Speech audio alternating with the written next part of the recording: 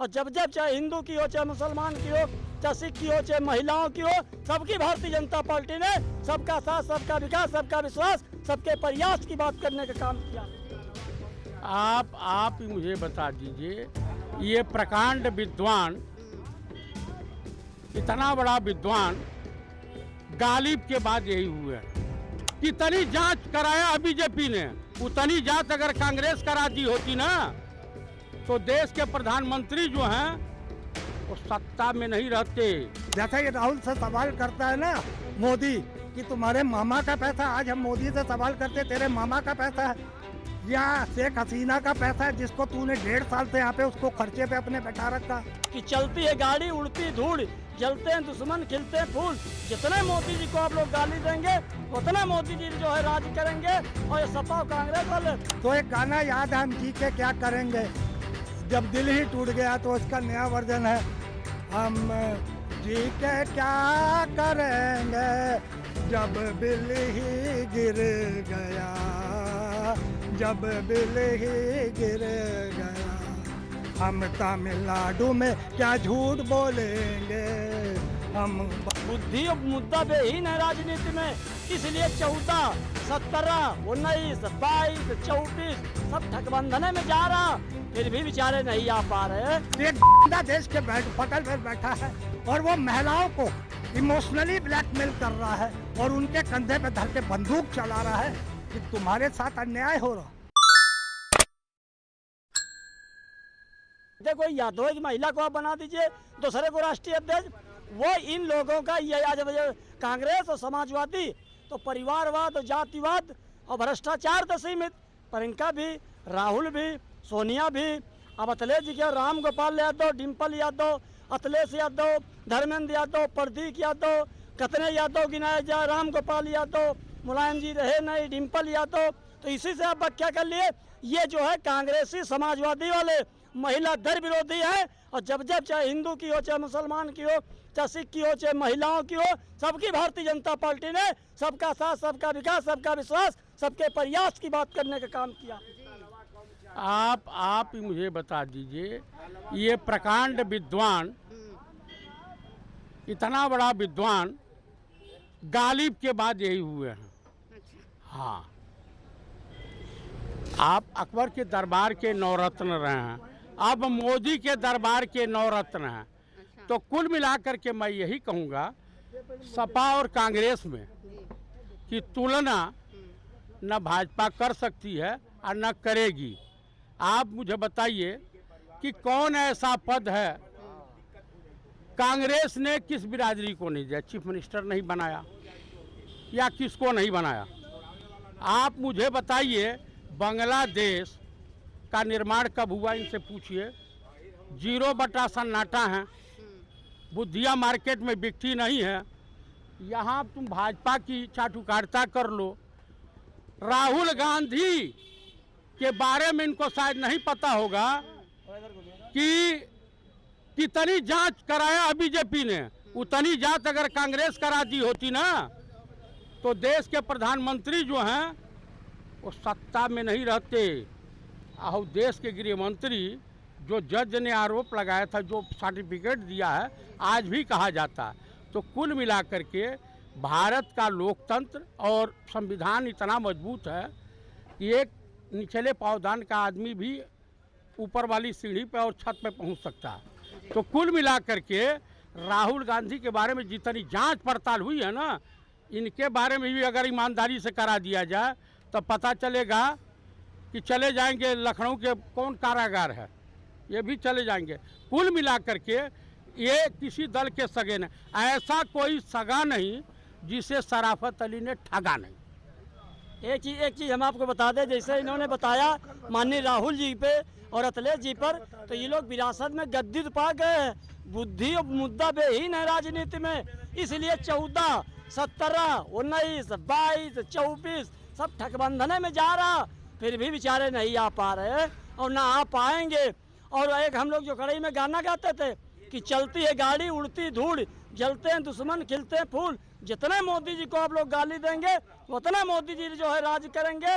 और ये सपा और कांग्रेस वाले अपने दुख से नहीं परेशान है, मोदी जी के सुख से परेशान है। जी भाई साहब क्या कुछ कहेंगे? चलिए बताइए क्या क्या क्या अभी जैसा इन्होंने कहा कि ये जो अपोजिशन है, चलिए अपना बात करते हैं। महिला आरक्षण बिल जो लागू नहीं हो पाया, इसको लेकर विपक्ष कह रहा है कि ये जीत हुई, आरक्षण बिल लागू नहीं होने दिया हमने। लेकिन सत्ता पक्ष यानी भाजपा के लोग कह रहे हैं कि जिस तरह से इन लोगों ने वोटिंग की है, ये इनकी महिला विरोधी मानसिकता को दर्शाता है। मैडम देखो, मोदी जी को एक युग पुरुष ही कहा जाए आज के युग में तो अच्छा होगा।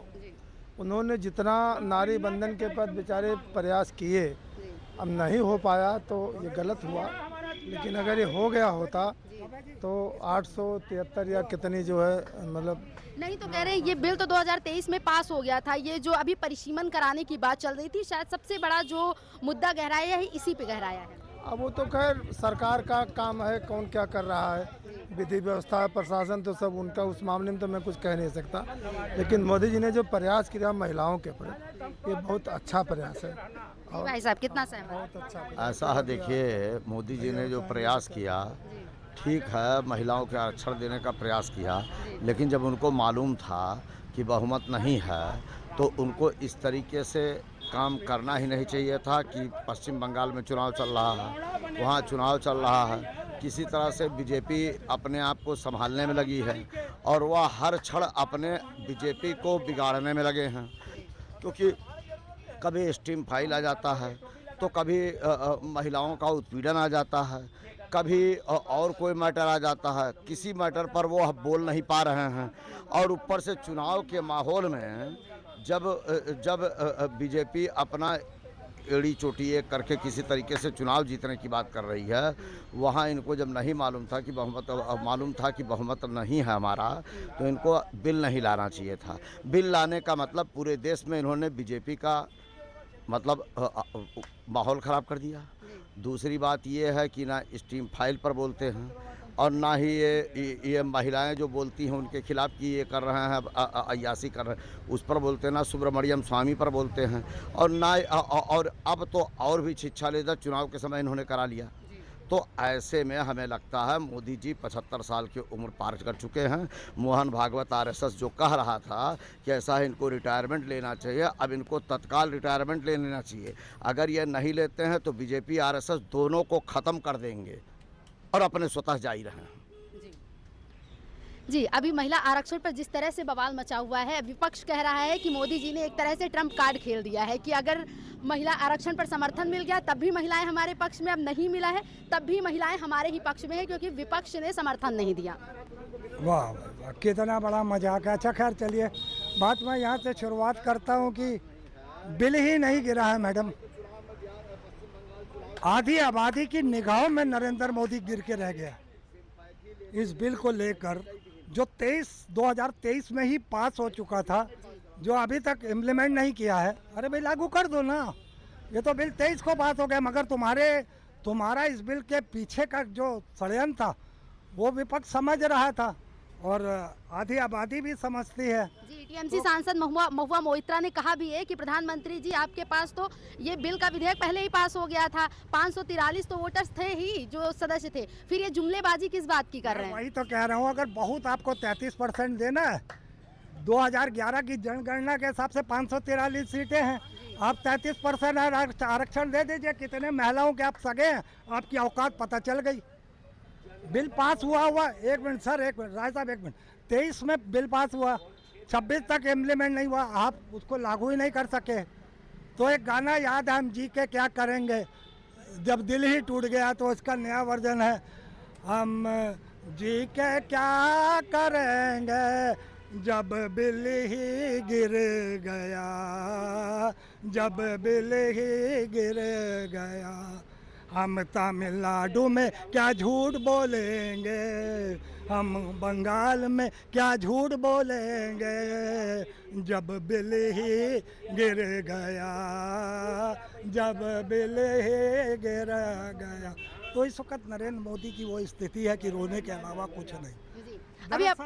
दरअसल उसके इस झूठे एजेंडे में वो ये कह रहा है कल सदन में खड़ा होके कि भाई विपक्ष से कह दो कि हमारी गारंटी है, हमसे गारंटी ले ले, हमसे वादा ले ले, तो जिस तमिल ने ये सवाल किया था कि तुम्हारी क्या गारंटी, तो उससे कहा था तमिल में भाषा में भी कोई अगर जवाब हो तो मुझसे वो ले ले, मैं हर तरीके से वायदा करता हूँ और जो है अपना कमिटमेंट करता हूँ।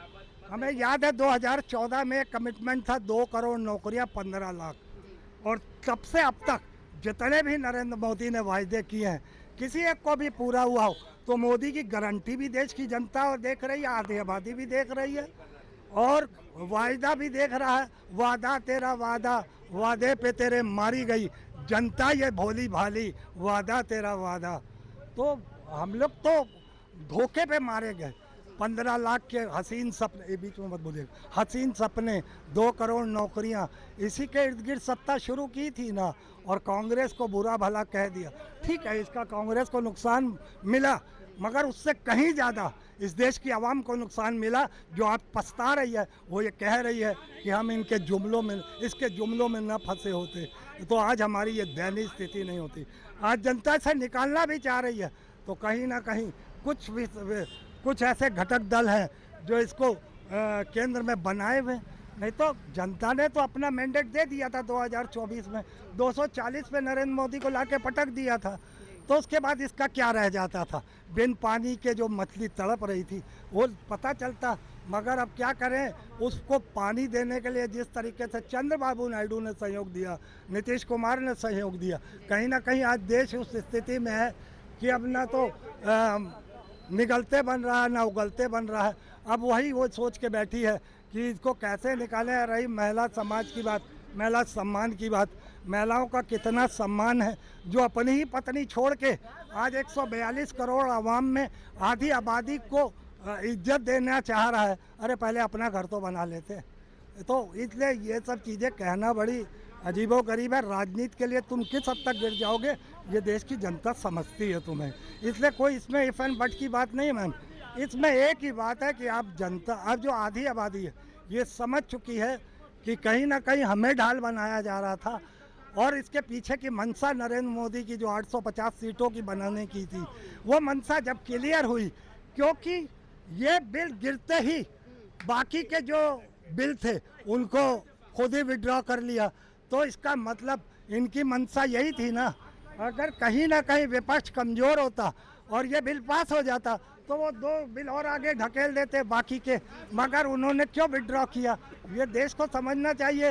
अब तमिलनाडु में क्या बोलेगा, तमिलनाडु की आधी आबादी को, बांग्लादेश की आधी आबादी को क्या बोलेगा, कौन सा झूठ, कौन सा नैरेटिव सेट करेगा, कुछ तो बचा नहीं है भाई। सवाल के जवाब में तुम्हारा ये है कि 2023 में बिल पास हुआ था, 26 तक अभी तक उसको लागू नहीं किया, तो तुम्हारी कमजोरी, तुम्हारे अंदर से जो कमजोरियां थी वो, अच्छा खुद ही इसने ड्रामा किया। आपको मालूम है 1 मिनट का 2.5 लाख रुपया खर्चा है संसद में। हाँ जी, संसद में 1 मिनट का 2.5 लाख रुपए खर्चा है। करोड़ों रुपए हमारा खर्चा हो गया 3 दिन के अंदर। कौन भरपाई देगा? आपके मामा का पैसा है तुम्हारे। जैसा ये राहुल से सवाल करता है ना मोदी कि तुम्हारे मामा का पैसा, आज हम मोदी से सवाल करते तेरे मामा का पैसा है या शेख हसीना का पैसा है जिसको तूने 1.5 साल से यहाँ पे उसको खर्चे पे अपने बैठा रखा। बांग्लादेश की, और 1 मिनट, हिंदू खतरे में है और बांग्लादेश की हसीना यहाँ ऐश कर रही है, बंगाल में हिंदू खतरे में है। तो ये समझना पड़ेगा कि ये महिलाओं के कितना साथ में और क्या है ये। तो आप ये 2.5 लाख रुपए जब पर मिनट का खर्चा हो रहा हो तो अब इसमें भी आप समझिए बहुत बड़ा प्रश्न चिन्ह है। और फिर क्या मिला स्पेशल सत्र का, जब पीछे अभी सदन 4 दिन पहले ख़त्म हुआ है, उसी सदन में यही सब बकवास अपनी करवा लेते तुम। मगर तुमको क्या है कि एक नैरेटिव सेट करना है, एक नई चीज़ लानी है कि ये मोदी कर सकता है और कोई नहीं कर सकता। मोदी वाकई में बहुत कुछ कर सकता है और वो सारा कुछ ये कर सकता है कि वो जाहिलता की जिस भी हद तक गिरना चाहेगा वो गिर के दिखा सकता है, उसमें ये काबिलियत तो है, इतना तो हम मानेंगे। कल जैसे ही बिल गिरा उसके बाद में ये हुआ कि जितनी भी विपक्ष की सांसद थी, जो भी थे, उन लोगों ने कहा लोकतंत्र की बड़ी जीत हुई। लेकिन जितने भी बीजेपी समर्थक थे, बीजेपी कार्यकर्ता कह लीजिए, सांसद विधायक, यहीं लखनऊ में ही सपा कार्यालय के बाहर भी लोग प्रदर्शन करने पहुंचे और अपर्णा यादव ने तो सीधे तौर पर दोनों पार्टियों का झंडा ही जला दिया।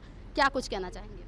झंडा जला दो, मूर्तियाँ जला दो, फोटो जला दो, पुतले जला दो, हकीकत तो नहीं छुपा सकते ना। जला देने से हकीकत छुप जाएगी। और एक बात बताइए, जो ये आधी आबादी है क्या सारी भाजपा में है? हम अभी आप छोटे से उदाहरण के तौर पे आपको समझा देते हैं। पीडीए या पीडीआर, पीडीए है अखिलेश यादव का पिछड़ा दलित अल्पसंख्यक, पीडीआर है बीजेपी का पिछड़ा दलित और राष्ट्रभक्त। तो ये कोई व्यक्ति जो वो किसी भी जाति या समुदाय का है, ये उसका अपना अधिकार है, वो किस पे आस्था रखता है अपनी।